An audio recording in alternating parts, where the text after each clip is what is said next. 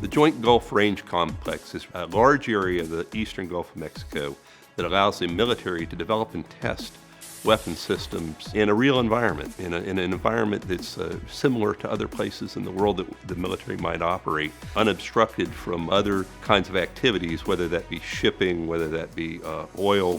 The Eastern Gulf Test and Training Range is vital to the national defense of America. That allows us to have a very highly instrumented, network-connected training space and testing space to allow us to get all of the data that we need on whether or not the weapons work the way that they have been designed and then are operationally relevant to the warfight that we're doing.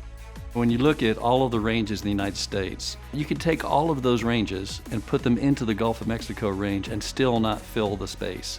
This is one of the few places on the planet that the Department of Defense can test the next generation weapons, hypersonic weapons that travel Mach 4, 5, or 6, and not do it under the eyes of our near-peer competitors.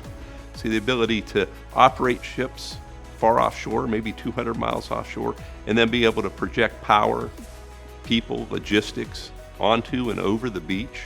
There's miles of deserted coastline, so we can take air cushion vehicles and marine amphibious vehicles, and we can take them offshore all the way up over onto the beach and then inland to either develop new systems or to test systems or to train personnel.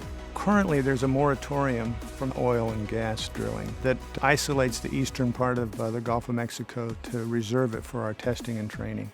It's very important that that moratorium stay in place. It's scheduled to expire in 2022. President Trump issued an executive order with an extension of that until 2032.